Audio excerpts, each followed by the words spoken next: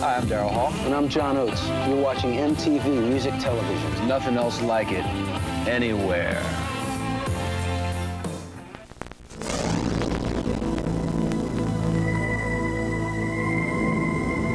In the third millennium, four adventurers came upon a city imprisoned in silence.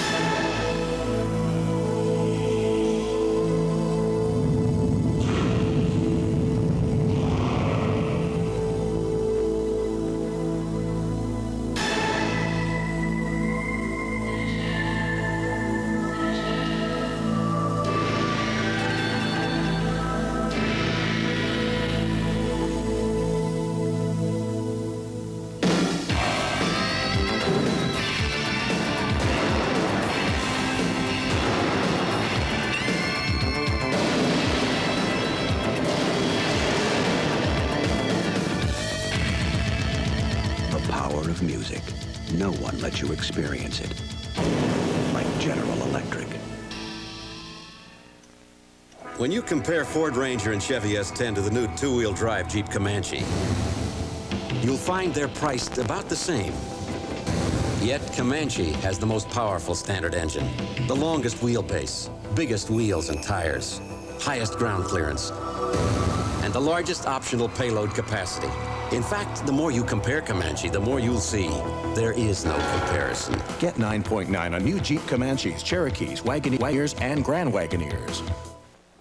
In its lifetime, your average car audio gets punched, tuned, ejected, and equalized thousands of times. That's why you need better than your average car audio.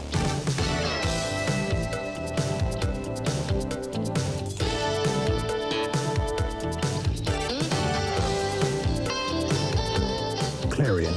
Reliability is one of the strongest features, because after all, you wouldn't want to drive without your music.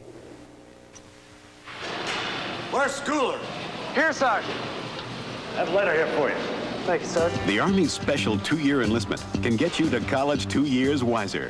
And with the GI Bill and the Army College Fund, up to $17,000 richer. We're holding a place for you in our next freshman class. I'm in. I got it. Schooler, Yes, Sergeant. just one more thing. What's that, Sergeant? Graduate. Find the future in the Army. Hey, Ethel, I never seen these guys before.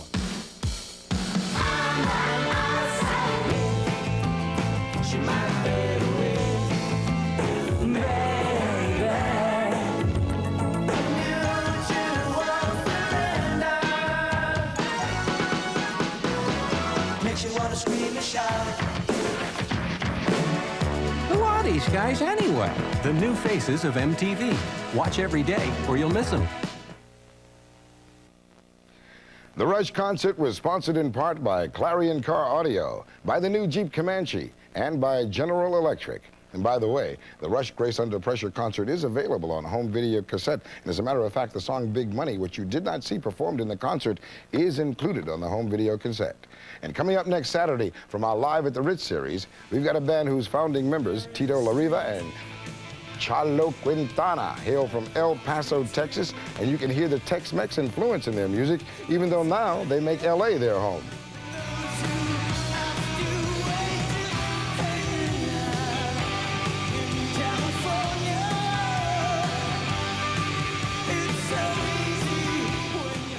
So with the Tex-Mex influence, they now add Cal-Mex to it. The Cruzados, live from the Ritz in New York on Saturday night, 11 p.m. Eastern, 10 Central, 8 Pacific time. And this is the Minnesota Monarch, Prince. 2, 1, 2. Joe Cocker's had an up-and-down career, his entire career actually, in rock and roll, hitting really big splashes, you may remember, back in 1969. And then everybody kind of counted him out a few years ago. Then he came back with Up Where We Belong, and that movie, of course, Officer and a Gentleman, put him right back on top. Then it went downhill again for him. And now this song, Shelter Me, getting an awful lot of FM airplay, and the album is starting to go real hot on the charts. Good for Joe. I'm Triple J. Do have the music news for you. You know, Madonna hosted a screening, and Simple Minds dedicated some concerts, and the great James Brown worked on a new album. And all that and more right here in the Weekend Rock. Ow! I hit it. I feel good.